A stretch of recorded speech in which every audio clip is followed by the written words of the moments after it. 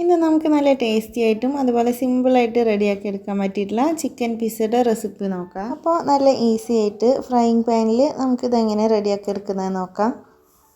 അതിനു മുന്നേ എൻ്റെ ചാനൽ ആദ്യമായിട്ട് കാണുന്നവരുണ്ടെങ്കിൽ സബ്സ്ക്രൈബ് ചെയ്യാൻ മറക്കരുത്. അപ്പോൾ പിസ്സയ്ക്കുള്ള മാവ് ആദ്യം ഒന്ന് റെഡിയാക്കി എടുക്കുക. അതിന് വേണ്ടിയിട്ട് ഇളം ചൂടുള്ള വെള്ളം 1/2 കപ്പ് ഒഴിച്ചു കൊടുത്തിട്ടുണ്ട്. അതിലേക്ക് 1.5 ടീസ്പൂൺ അളവിൽ ഈസ്റ്റും കൂടി ഇട്ടിട്ട് നന്നായി ഒന്ന് മിക്സാക്കി കൊടുക്കുക. ഇനി ഇതൊരു 10 മിനിറ്റ് റെസ്റ്റ് ചെയ്യാനായിട്ട് വെക്കാം. അപ്പോൾ 10 മിനിറ്റ് കഴിഞ്ഞിട്ട് നമുക്കിതൊന്ന് തുറന്നിട്ട് മിക്സാക്കി കൊടുക്കണം. എന്നിട്ട് നമുക്കിതിലേക്ക് 2 കപ്പ് അളവിൽ മൈദ ഇട്ട് കൊടുക്കുന്നുണ്ട്. 500 ഗ്രാം അളവിലാണ് ഇട്ട് കൊടുത്തിട്ടുള്ളത്. ഇതിലേക്ക് ആവശ്യത്തിനുള്ള ഉപ്പും ചേർത്ത് കൊടുത്തിട്ടുണ്ട്. 1 ടീസ്പൂൺ ഒറിഗാനോയും കൂടി ചേർത്ത് കൊടുക്കുക. 2 ടീസ്പൂൺ ഓയിലും കൂടി ചേർത്തിട്ട് നന്നായി ഒന്ന് മിക്സാക്കിയിട്ട് എടുക്കണം. ഇത് മിക്സാക്കി എടുത്ത ശേഷം നമുക്കിനി ഇത് കൈ വെച്ചിട്ട് തന്നെ ഒന്ന് കുഴച്ചിട്ടെടുക്കാം. ഇനി നമുക്ക് ആവശ്യത്തിനുള്ള വെള്ളം കുറച്ചായിട്ടൊന്ന് ഒഴിച്ചു കൊടുക്കാം. ഇളം ചൂടുള്ള വെള്ളം കേട്ടോ ഞാൻ ഇടയ്ക്കിടയ്ക്കായിട്ട് ഒഴിച്ചു കൊടുക്കുന്നത്. നമുക്ക് ആവശ്യത്തിനനുസരിച്ചിട്ട് കുറച്ചായിട്ട് ഒഴിച്ചു കൊടുത്താൽ മതി. ഇനി കയ്യിൽ കുറച്ച് ഓയിലും കൂടി സ്പ്രെഡ് ചെയ്ത ശേഷം നമുക്കിത് നന്നായിട്ടൊന്ന് കുഴച്ചെടുക്കാം. ഇനി കുഴച്ചെടുത്ത മാവ് നമുക്ക് ഈ ഒരു ബൗളിലേക്ക് കുറച്ച് ഓയിലൊന്ന് സ്പ്രെഡ് ചെയ്ത ശേഷം ഇതിലേക്ക് വെച്ച് കൊടുക്കുക. എന്നിട്ട് ആ മാവിൻ്റെ മുകളിലായിട്ടും കുറച്ച് ഓയിലൊന്ന് സ്പ്രെഡ് ചെയ്ത് കൊടുക്കുക.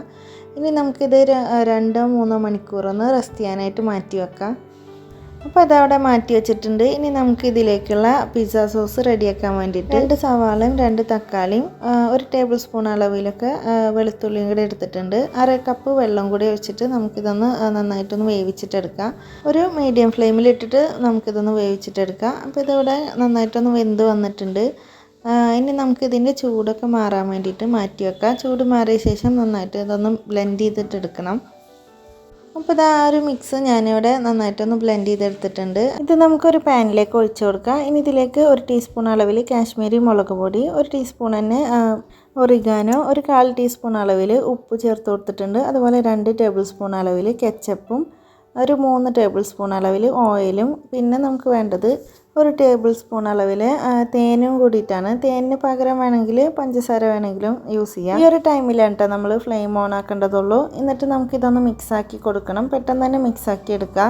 ഇതൊന്ന് നന്നായി തിളച്ച് വരുന്നത് വരെ നമുക്കൊന്ന് മിക്സാക്കി കൊടുക്കുക. കൈ വിടാണ്ട് തന്നെ മിക്സ് ചെയ്ത് കൊടുക്കണം കേട്ടോ. അപ്പോൾ ഇതൊന്ന് തിളച്ച് വന്ന് തുടങ്ങിയാൽ നമുക്കിത് അടച്ച് വെച്ചിട്ട് ഒരു മീഡിയം ഫ്ലെയിമിലിട്ടിട്ട് ഒന്ന് വറ്റിച്ചെടുത്താൽ മതി. അല്ലാന്നുണ്ടെങ്കിൽ പുറത്തേക്കൊക്കെ തെറിക്കാനുള്ള ചാൻസ് ഉണ്ട്. അപ്പോൾ നമുക്ക് അടച്ച് വെച്ചിട്ട് വറ്റിച്ചെടുത്താൽ മതി കേട്ടോ. അപ്പോൾ നമ്മളെ പിസ്സ സോസ് ഇവിടെ ഏകദേശം ഒന്ന് തിക്കായി വന്നിട്ടുണ്ട്. കുറച്ചുകൂടി ഒന്ന് തിക്കാക്കിയിട്ട് എടുക്കണം. ഇപ്പോൾ ഇത് നല്ലോണം തിക്കായി വന്നിട്ടുണ്ട്. ഇതിൻ്റെ ഓയിലെല്ലാം തെളിഞ്ഞ് വന്നിട്ടുണ്ട് കേട്ടോ. അപ്പോൾ നമ്മളെ പിസ്സ സോസ് ഇവിടെ റെഡി ആയിട്ടുണ്ട്. ഇനി നമുക്ക് ഇതിൻ്റെ ഫ്ലെയിം ഓഫ് ചെയ്യാം. എന്നിട്ട് ഇതൊന്ന് ചൂട് മാറാനായിട്ട് മാറ്റി വെക്കാം. ഇനി നമുക്കിതിലേക്കുള്ള ചിക്കനൊന്ന് ഫ്രൈ ചെയ്തെടുക്കണം. അതിന് വേണ്ടിയിട്ട് ഒരു ബൗളിലേക്ക് 2 ടീസ്പൂൺ അളവിൽ കാശ്മീരി മുളക് പൊടിയും, 1/4 ടീസ്പൂൺ അളവിൽ മഞ്ഞൾപ്പൊടിയും, ആവശ്യത്തിനുള്ള ഉപ്പും, 3 ടേബിൾ സ്പൂൺ ഓയിലും, 2 ടേബിൾ സ്പൂൺ അളവിൽ ലെമൺ ജ്യൂസും കൂടെ ചേർത്തിട്ട് നന്നായി ഒന്ന് മിക്സ് ആക്കിയിട്ട് എടുക്കുക. ഇനി ഇതിലേക്ക് ചിക്കന് ഇതുപോലെ ചെറിയ ക്യൂബ്സ് ആക്കിയിട്ട് കട്ട് ചെയ്തതും കൂടി ഇട്ട് കൊടുക്കുന്നുണ്ട്. ഇതൊന്ന് നന്നായിട്ട് മാരിനേറ്റ് ചെയ്തിട്ട് മാറ്റി വെക്കുക. ഇനി ഒരു 10 മിനിറ്റ് കഴിഞ്ഞാൽ നമുക്ക് ഒരു പാൻ വെച്ച് ചൂടായ ശേഷം അതിലേക്ക് കുറച്ച് ഓയിൽ ഒഴിച്ച് കൊടുത്തിട്ട് നമുക്ക് ഓയിലൊന്ന് ചൂടായി വന്നു കഴിഞ്ഞാൽ ചിക്കനെല്ലാം ഇട്ടിട്ടൊന്ന് ഫ്രൈ ആക്കിയിട്ട് എടുക്കണം. ചിക്കനെല്ലാം ഒരു ഗോൾഡൻ ബ്രൗൺ കളറായിട്ട് വരുന്നത് വരെ ഫ്രൈ ആക്കിയിട്ട് എടുക്കുക. അപ്പോൾ നമ്മൾ ചിക്കനെല്ലാം ഇവിടെ കറക്റ്റായിട്ട് തന്നെ ഫ്രൈ ആയി വന്നിട്ടുണ്ട്. ഇനി നമുക്കിത് കോരി മാറ്റാം. ഇനി നമുക്കിതിലേക്ക് വൈറ്റ് സോസ് റെഡിയാക്കി എടുക്കണം. അതിന് വേണ്ടിയിട്ട് 2.5 ടേബിൾ സ്പൂൺ അളവിൽ ബട്ടർ ഇട്ട് കൊടുക്കുക. അൺസോൾട്ടഡ് ബട്ടറാണ് കേട്ടോ ഞാൻ എടുത്തിട്ടുള്ളത്. ഇനി ഇതിലേക്ക് 1 ടീസ്പൂൺ അളവിൽ വെളുത്തുള്ളി ചതച്ചെടുത്തതും കൂടി ഇട്ട് കൊടുക്കുക. ഇതൊന്ന് മൂത്ത് വന്നു കഴിഞ്ഞാൽ നമുക്കിതിലേക്ക് 2 ടേബിൾ സ്പൂൺ അളവിൽ മൈദ ഇട്ട് കൊടുക്കുക. മൈദയും കൂടി ഇട്ട് കൊടുത്ത ശേഷം നമുക്കിത് നന്നായിട്ടൊന്ന് ഇളക്കി മിക്സാക്കി കൊടുക്കാം. ഈ മൈദയുടെ ഒക്കെ ഒരു സ്മെല്ലൊന്ന് മാറുന്നത് വരെ നമുക്കിതൊന്ന് മിക്സാക്കിയിട്ടെടുക്കുക. ഇതിൻ്റെ നല്ലൊരു സ്മെല്ല് വന്നു കഴിഞ്ഞാൽ നമുക്കിതിലേക്ക് 2 കപ്പ് പാല് ചേർത്ത് കൊടുക്കുക. 500 ml പാലാണ് ചേർത്ത് കൊടുത്തിട്ടുള്ളത്. എന്നിട്ടിത് നമുക്ക് വീണ്ടും മിക്സാക്കി കൊടുക്കണം.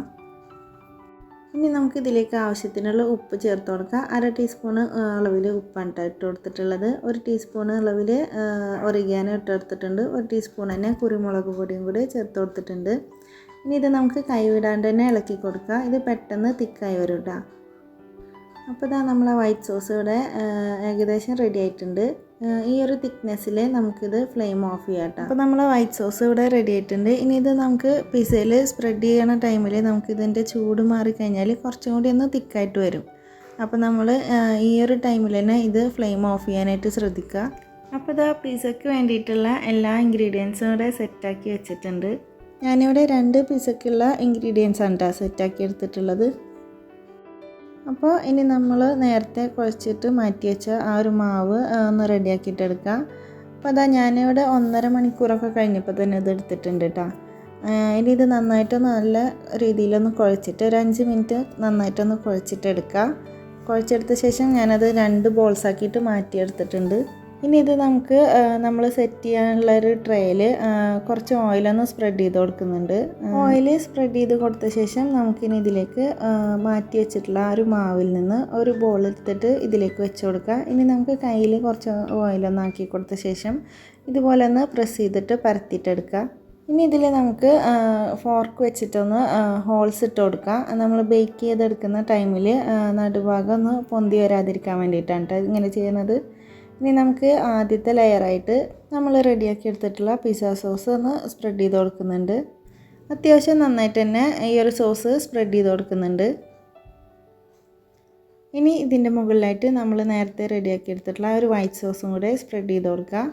നമ്മൾ നേരത്തെ റെഡിയാക്കിയതിനേലും കുറച്ചുകൂടി ഒന്ന് തിക്കായി വന്നിട്ടുണ്ട് കേട്ടോ. അപ്പോൾ വൈറ്റ് സോസും ഇവിടെ സ്പ്രെഡ് ചെയ്ത് കൊടുത്തിട്ടുണ്ട്. ഇനി നമുക്കിതിൻ്റെ മുകളിലായിട്ട് മൊസറല്ല ചീസാണ് ഇട്ട് കൊടുക്കുന്നത്. ചീസും അത്യാവശ്യം നന്നായിട്ട് തന്നെ ഇട്ട് കൊടുക്കുന്നുണ്ട്. ഇനി നമുക്ക് പച്ചക്കറികളൊക്കെ വെച്ച് കൊടുക്കാം. ഞാനിവിടെ 3 കളറിലുള്ള ക്യാപ്സിക്കാണ് എടുത്തിട്ടുള്ളത്. നമുക്ക് ഇഷ്ടമുള്ള വെജീസൊക്കെ എടുക്കാം. ഇതിൽ വെക്കാൻ പറ്റിയിട്ടുള്ള ഏത് വെജീസ് വേണമെങ്കിലും യൂസ് ചെയ്യാം.